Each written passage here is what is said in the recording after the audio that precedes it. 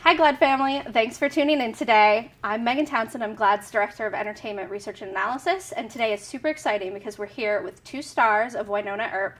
So we have Dominique Provost-Chalkley, who plays Waverly Earp. Hello. And we have Barrell, who plays her girlfriend, Officer Nicole Hott. Hello. Thank you so much for coming in today. We love the show so much. Thank you. So, let's just jump right in. So you guys are on season 3 now, and Way Hot is such a hugely popular couple. When did it kind of hit the both of you, just how much Nicole and Waverly mean to people? Oof. I mean, I still can't believe that we're on season 3. Like, I haven't processed it at all, that our little show... Yeah, when you say season 3, I'm like, are we? Wow. It's incredible. We've come on such a journey. We always say this, don't we? But, you know... never in a million years did we think that this couple was going to gain such momentum and that the fans were going to get behind us in the way that they did. I think there have been numerous milestones along the way that really jump into my mind. The first one being when our characters met in the first time, and then suddenly it exploded on Twitter and people were talking about ship names, and wow, people really care about this. This is amazing. And that was the very first kind of taste of it. And then why don't you say about the first time we went to ClexCon? That was the second one that we went to ClexCon, which is a convention for basically the queer community. Mostly actors go who play gay characters on popular TV shows or web series. And we went and we had a panel. And we walked out. We thought there was going to be 75 people in the room.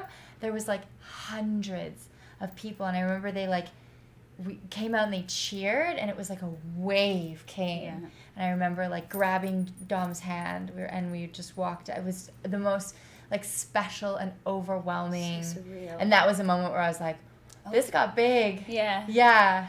I remember I was at Comic-Con the first year that you all were there when that, signing off at IDW. I was there, and I remember, thinking I would just walk up, and I was like, oh, it just started. Maybe people haven't found it yet. Exactly. And I get there, and there's, a line around the building, and there's somebody dressed as Bobo, and I was just like, okay, this is legit, and has come on with people. Yeah, exactly. It must be great to be so, on the other side of that and see those reactions.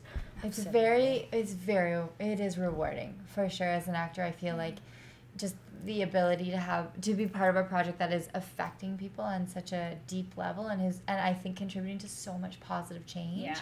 I think is just you cannot ask to be part of a better project than that. Yeah. Yeah, and I know your show kind of started at a time when a lot of things were changing. So can you either of you talk a little bit about kind of why it's important for LGBTQ stories, especially ones like yours that are kind of so positive, to be told in entertainment? Yeah, well, I mean, like you say, it came at a very important time. I think that's... I certainly wasn't aware of how much the community needed it. But I think more than anything, it's telling the story in the right way. Positive representation that's real and telling a real relationship rather than just putting a token gay character in there so it ticks the box, And I think that's what our show does so well. It really tells the truth. It tells the truth, and we feel very fortunate to be able to represent that relationship ultimately. Great. So now that you've been at this for a few years, and Wynonna Earp is kind of adapted from a comic book series, how much kind of input do you get with your characters or shaping their stories? Not too much. Yeah. No. I think this show's definitely, we saw Dom do so many amazing, because she's so talented and such multifaceted talent. I think that the writers really will start to write for your character as far as moments of getting to sing or getting to dance. Comedy. Or she's done much more comedy because they've realized that that's where your strengths lie. Yeah, I think, and it's that way it's super fun, and really nice that they kind of are starting to take, now that we've done it for a while, they get to know us, right? But as far as the overall story arc, we don't We don't really. It's like a surprise It's for a us surprise too. for us Every too. time we're reading the scripts, like, have you read it yet? Have you read it yet? And you're like, Yeah. no, I haven't read it. Don't tell me. Don't say it to me. We're Yeah. just as much like It's geeky like- fans as well. It's like when people watch the show, right? Yeah. We have the same kind of experience. We know what it feels like to wait and to have all these, read the script and you're Yeah. gasping. You're going, oh my gosh, Yeah. because we're reading the scripts. I As don't they know, a come. week or two before we shoot them. So, it's always a surprise for us too. But it's great.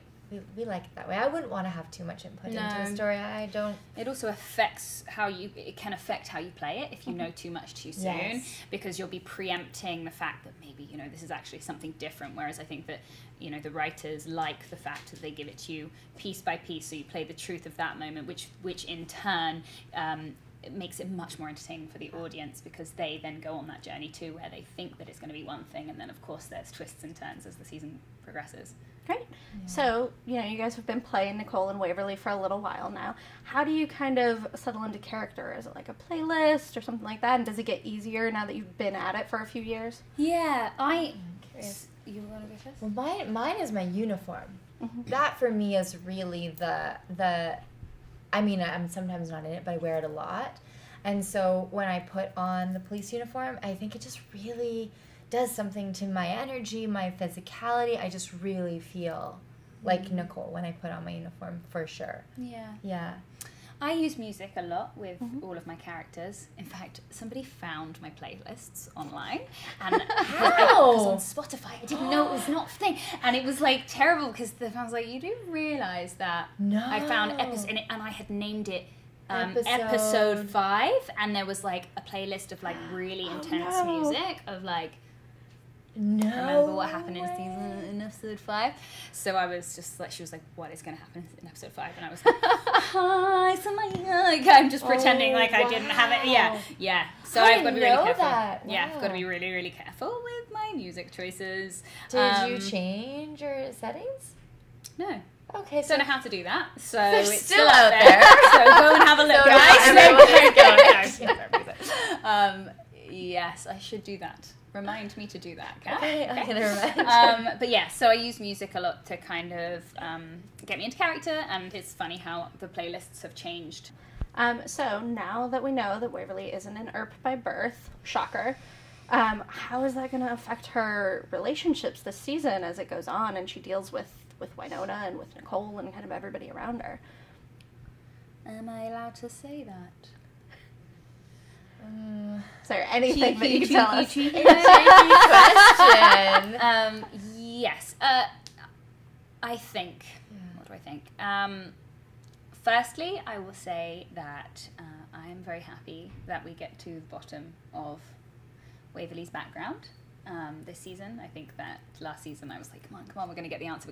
And then there was kind of like that, oh goodness me, this chapter is still open. And I think that, especially for Waverly, who just wanted some sort of answer, even if it was like, I'm half Revenant, like at least then Something. she would know. I think the unknown is much scarier, because then it's like, well, what am I and what does this mean and how does this mean, where do I fit into the family? And I mean family very much in the whole group. Like, I think we all have that, don't we? It's a common thread, which is like, how do I fit in?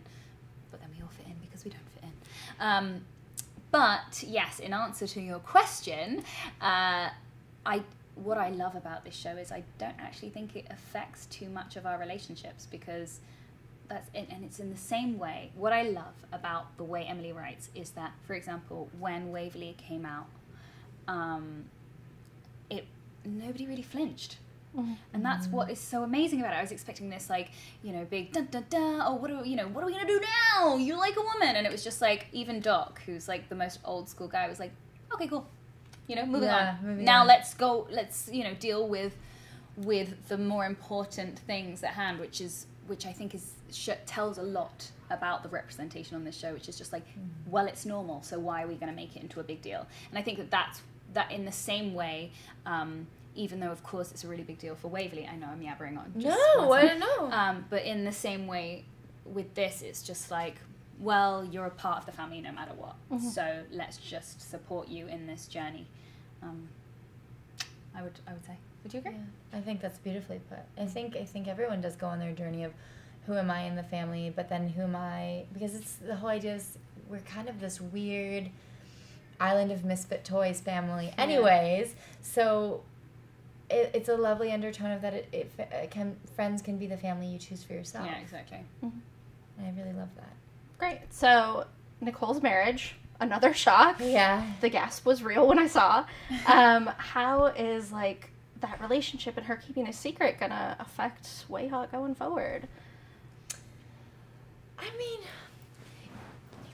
I think that they have such a strong bond, and I think they are aware, would you say, of the fact that their love is at a higher level than Nicole's relationship with Shay ever was. Mm-hmm.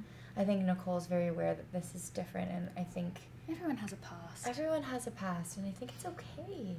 I think, yeah, it was a shocker, but I think it was so important that we did that on the show because, you know, everyone, exactly what you said, everyone has a past and everyone has exes, and I think it makes you who you are now. I always think that. I think it's so important that, you know, jealousy and all these things that come up with exes, it's like, but the person you are now is shaped from the person who you were with. Like, it has such a big influence, and you have to almost be like, this just makes me feel sick, but you made her into a really great person, you know what I mean? Thank you for your input. You're no longer there, mate, but thank you for your input, you know? So, I'm so excited about season 3, and I know the fans are too. We tweeted at you asking us to send in your questions to us. As always, the Earper fandom delivered in spades, so let's get into a few fan questions. So Isabella asks, what is the funniest memory from set that you can think of? Isabella. Hello, Isabella. Funniest do you want to memory go first? from set. No, I need to have a think. Do you have one? It's one of those, my one, I've got two. One of them was captured on camera. I couldn't keep my shit together when I, it's okay. It's okay. This audience has heard worse words. Do you want to go first? I feel like I'm... No, say because I'm struggling. The funniest? Okay, so... Yeah, that's the thing, isn't it? There's so many. One of them is not going to be that funny, but I'm going to tell you anyways, Bella. You may already know about it. But we were filming a scene round the table with all of the books out in season 2. I remember my outfit. I had the big boots on because I was so unstable in those pink boots. And Patrick was there playing... Patrick Cartoon. Yeah. Playing Perry. Yeah. And we had to talk about like all the mythology, and there was that word Madazanyok that I had to say. Oh my God. And we were so exhausted, and it was the end of the day, and Tim had just opened the door and tripped over, and we were just completely in fits of giggles. And Melanie Scrofano, it got to the point where there is an outtake of it. I couldn't look at her, and this poor guy who's just arrived on the set, first day, and you're just like, he's just like trying so hard, but it made it so much more funny. And he must have just thought, what a shit show, like this show, because we just could not keep it together. Every time I said it was funny. I don't even know what it was funny at, but it was. Another time was when I said, Rosita, I'm a cheetah, and I'm dressed as a bloomin' in a cheetah like coat. Oh, it was too funny. I'm constantly giggling. I don't know. It's always funny. I hope that answered your question, Isabella. From Nicole, do either of you have any plans to direct in future seasons? Oh gosh. I think this show is so complicated. It's a really hard, we have lots of elements, lots of moving parts. I think I would put so much pressure on myself and be so afraid to screw up. Hey, you should say yes. Well, I have no big plans. I mean, if someone asked me, I have interest for sure. 100% interest. Even if it's a challenge, I would love. Yeah. I think I would do it. I would figure it out for sure. But I love the show so much, and it means so much to so many of the people that I love that I think I would be like, take the baby back. But I mean, one day would be amazing to direct. Season 6. Sure, yeah. I think Emily told me I could direct in season 10. Well, here we go. Season 10. You guys got to get us there. Rhiannon asks, is there an episode in season 3 that you're most excited for the Earpers to see? Whew, there's a few. Yeah, there's a few. For me, it's 7. It's always 7s every season. We have a really fun episode. It was one of my favorite episodes to shoot. I'm hardly in 7 at all. I have one scene. We don't have much together in that one. Yeah. But it was a fun episode that I'm excited to see. Yeah. I'm excited for everybody to see episode 2. And I'm also excited for everybody to see episode 5. I'll keep those in mind. And episode 5 on a personal level, just because I'm excited to see it, because it was a really, really intense one for me. And episode 2 because it's like, what the... Can you give me one word for episode 5 that no one would understand to jog my memory? They all blend. Because we're shooting them simultaneously, multiple episodes, so my concept of when 5 starts and ends. You can't. You're probably too many microphones. Okay. Don't tell me later. Dami asks, what is your favorite... Dami? Yes. Dami. What is your favorite part about each other's characters? About each other's characters? Yes. So what's your favorite thing about Nicole? What's your favorite thing about Waverly? I love that Waverly's fun. That she always... We are in, like, such a shit show all the time. Everything is going to hell, literally and figuratively. And she's always so positive. Like, she always is looking for the best, or a moment to have a laugh or a joke, or to have a... You know, she's always trying to make the most of the little ounce of real, normal life that we get. And that, I think, is what I love about Waverly, is she's like, this is life, I'm in it, this is my life, and I'm going to make the best of every moment. Nice. Yeah. And I would probably say that my favorite thing about Nicole is, like, her grounded energy, and also her morals. I think her morals are so strong. Sometimes we, you know, in life, we're all like, it can be a little confusing sometimes to really know how you feel about things. And I think that Nicole has just, like, such a strength, such an understanding of herself that I just wish I could have, you know? Yeah. She's just like, well, this is who I am, take it or leave it, you know? And that's something that I just find very admirable. Great. Hi, Dommy. We should be friends. Megan, good name, says, what has... You got a Nicole, a a Dommy, Dommy and and a Megan. That's amazing. Did you I didn't really, but it works. Yeah. So Megan asks, what has been your favorite episode to film so far? Out of all 3 seasons? Sure. You know what I really loved? I really loved the end of season 1. It was the finale of season 1 when we were all together for the first time. We were at the ball. With I really loved... I remember shooting that and just really loving it, because it was the first time we got to all be in the same scene together. And I remember, like, it was so gosh, retrospectively, such early days, but it was just experiencing such a special thing all together in the same room. And that was before anyone had ever seen the show. So it was just kind of, it felt like our thing at that point. It's amazing, of course, to share it with everyone, because that's who we made it for. But there was that moment in time where it felt like a secret almost. Like we had all experienced this thing together, and it was like the last moment of it before it went out into the world. Yeah. Yeah. I think my favorite, a lot of my favorite stuff came in season 2. Actually, no, I really enjoyed filming season 3. Like, really, really, really enjoyed season 3. But for a very different, like, on a personal journey, different place in my life, like, you know. But season 2, doing the googly stuff, like, some of those scenes were so much fun, eating the lipstick and all of those random things that you just think you're never, ever going to do. The spider at the end, I'm like, all of that stuff. What was that made out of? Oh, it was disgusting. That sticky stuff that got caught in your mouth.